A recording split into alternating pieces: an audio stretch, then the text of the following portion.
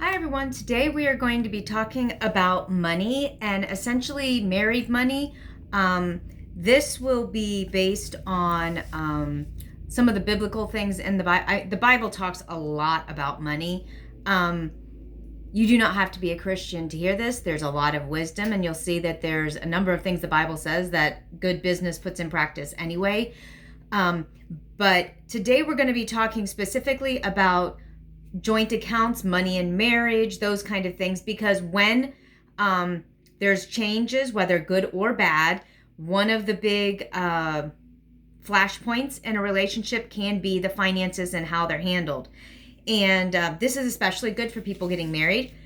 And this is a part of my video book that is available on my channel. It's a living book. I continue to add new sections to the book, and there will be multiple books. If you want to hear about each new section as it comes available, make sure that you hit the subscribe and the bell so that you are notified, or just go over to my channel, or both. But I titled today's Becoming One While Still Being an Individual. And that comes from the Bible, where it says two become one flesh as part of the marriage. You know, two people become a single family, however you want to word it. This is how I view the biblical mandate of a man leaving and cleaving. So the Bible says that a man will leave his father and mother and cleave to his wife, and the two will become one flesh. Now, we understand what that means, but I see that also as two people becoming a single entity, which is the family. But just like in every family, you are a family, but you are also individuals. You have different giftings and things like that. This is all very relevant to finances, because we want to relegate finances to just money, what I want to buy. He's a spender, she's a saver, or vice versa. We feel like it's good to have balance. Somebody who tends to do all that's wrong. Oh, well, not all of it, but it is wrong that it's good to have somebody who will spend money and someone who will save. What that is conflict. It's division. What you want is people who see things differently and recognize different things and coming together to create a single vision. So let me start to tell you a little bit about how we work with money, budgeting, finances, growth, all this stuff around money in a relationship. So this is not the only way to do things, but I offer this to you as part of your prayerful consideration, reflection when you're talking to your spouse. Maybe both of you watch this video and discuss some of the things I bring up. This is not exhaustive. Like I said, it is a part of my free video book that is being created as we speak on my YouTube channel. So first of all, create a family vision. Your marriage isn't about one person, but about a team executing God's call. And I've seen that. I've been married to my husband 26 years. We were 19 and 20 when we got married, and a lot of people who get married that young, it doesn't work well. My brother-in-law and sister-in-law, my husband's brother and his wife, they likewise got married in their teens, and they have a great marriage, and they've done well together. But a lot of people don't, and there can be a lot of conflict. And I think part of that is because you get that we are told in society that we're supposed to be our own people and do our own thing. Yes and no. For example, in our relationship, my husband's really great about fixing things and seeing the big picture, thinking about big stuff that needs to come up. Tiff, we're going to need to do this kind of repairs on the house. Tiff, we need to make sure we maintain this kind of thing on the cars. I'm really good about the detail stuff. Hey, Chris, I noticed this small thing that needs to be addressed. Hey, Chris, we need to make sure that we remember to buy this thing in the fall. Or this bill always comes due on these months. I'm the money and detail person. He's the big picture person. We have different giftings. When we met, we were both still in high school, but when we started dating, he was still in high school. I was in college. And I was going towards my college vision. And then we got married, and he had earned his EMT license. He went on and earned his paramedic license while he was supporting me while I was in college. I finished college, and we decided to start a family right away. rather than have me go into the workforce for a couple years and then leave again, because we both knew I wanted to be a stay-at-home mom. So then he supported us. And then there was a period of time where I supported us. And then there was a period of time where I was helping him in school, and there was a time where he was helping me in a specific training, and back and forth. We have a family vision, and we saw how each person's task contribution was a part of that. And so by having a family vision and understanding the finances behind that, no one person is dictating to the other. Second, you are still individual people who God has a direct relationship with, and thus you are both have common and unique goals. Again, we are individual children of God when we've surrendered our life to Christ. So I, Tiffany, have a call on my life separate from Chris's wife, but I also, Chris and Tiffany, as a couple, have a call on their life and marriage. So there will be things that God calls me to do outside of Chris and vice versa, and there will be things he calls us to do together. And so that has to do with money as well. We have to recognize that just because we don't feel the same way about something does not mean that it's outside of what should be done. We have to remember that God's dealing with us as individuals and as a couple. And that comes back to our finances. I am a giant advocate of the allowance system, but not the separate expenses system in a marriage. It's a mindset thing, but think about this. I am not currently working a job outside of the house. This is a choice Chris and I have made for a myriad of reasons. I was working multiple jobs for years, and so was he. For a period of time, I worked from home. So it's been, different. But if we worked where Tiff pays these bills and Chris pays these bills from their income, it becomes a matter of if Chris gets hurt at work, suddenly he can't pay those bills, and then Tiff resents it. Or if Chris gets a big raise and can do all these fun things with his extra money, but Tiff doesn't see the benefit, it's like living two different lives. I'm a big fan of there is a common family budget, and we come together as husband and wife, and we determine for the next 3 months or the next 6 months, this is what our budget and our goals are. And each of us have our own separate allowances that we receive from the common pot, equal allowances, with which we can purchase things without having accountability to the other.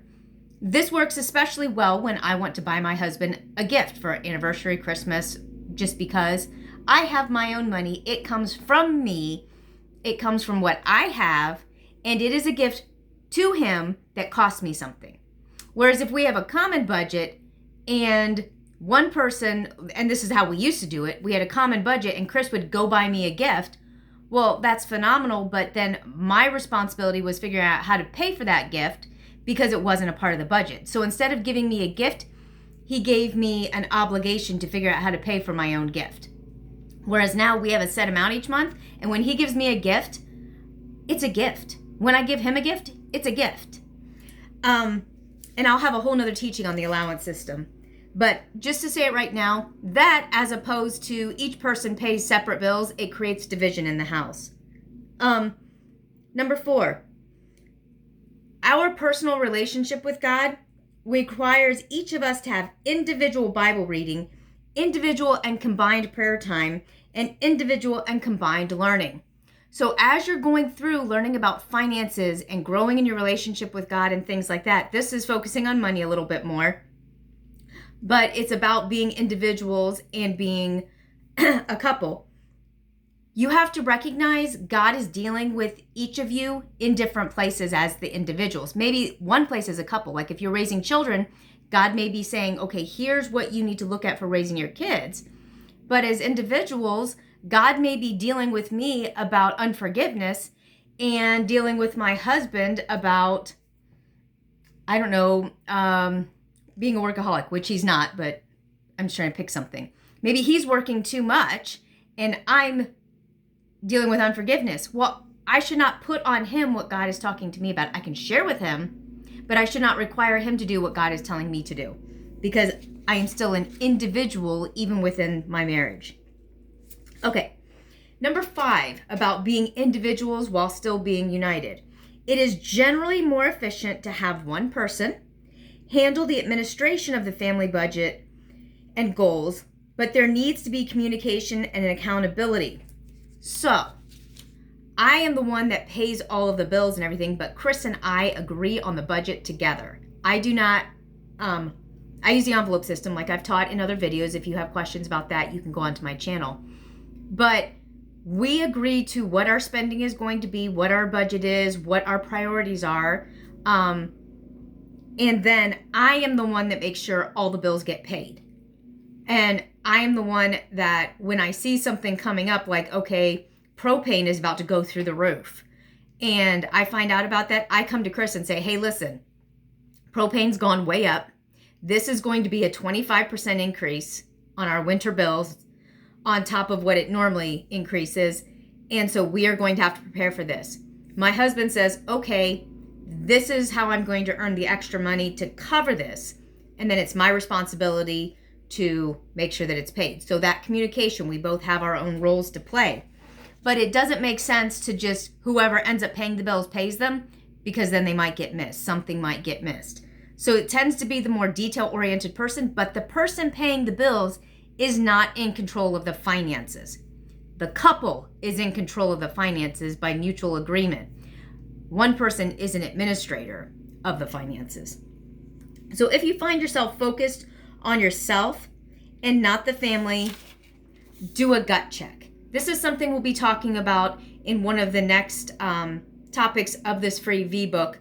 But this does not mean that you don't have me time. You know, I might need to have downtime to read a book or to just recharge, especially when I had little kids.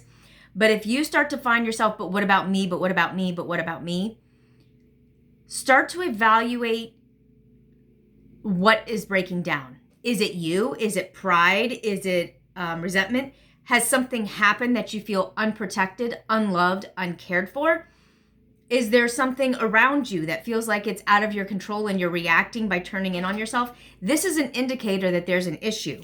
So being an individual within your marriage is about maintaining your uniqueness. This is a ridiculous analogy, but let's go with it. If you make vegetable beef soup, the beef tastes different than the carrots. They have their own flavor, but they still have the flavor of the whole soup. That's a bit of a stretch, but kind of what it is to be married. Chris and I are still very different people, but we have become more and more and more one, and we agree on the vast majority of things, and we have a common goal and vision that we're both working toward our own pieces. And it took me a long time to realize this, because I'm a person who loves to give and mentor and teach and help. And so I would sacrifice who Tiffany was a lot until I got to the point where I felt used or resented or ignored. And then I would get mad and it would cause a big blow up. And my husband and I, we don't fight now. I don't think we've had an actual argument in months. We may say something and be like, you know what, that wasn't cool. And he's like, fine, I wasn't trying to start anything. Okay, fine. And then it's over, just like a passing thing. But we don't actually argue hardly at all anymore. Nor do I walk around sulking or angry or bitter about something. We are on the same page and we get where the other person is. So we're going to be talking more about this. I'd like to know what your thoughts are on topics here you'd like me to dig into deeper. I will be going over more things on this. And as I said, click the like so other people can see it. Click the subscribe and the bell so you get the next section of this free video book and future video books that I make. I'll be working on a number of topics simultaneously for people who aren't interested in just this topic. But you will be able to go over to my YouTube channel. If you click below on The Balanced Life, you'll be able to go straight over to that channel and see what books I have there. And I'll be adding a new topic about 3 or 4 times each month and building all of them all at the same time. So I look forward to seeing you, and I hear your comments, and I'll see you the next time. Thanks. Bye.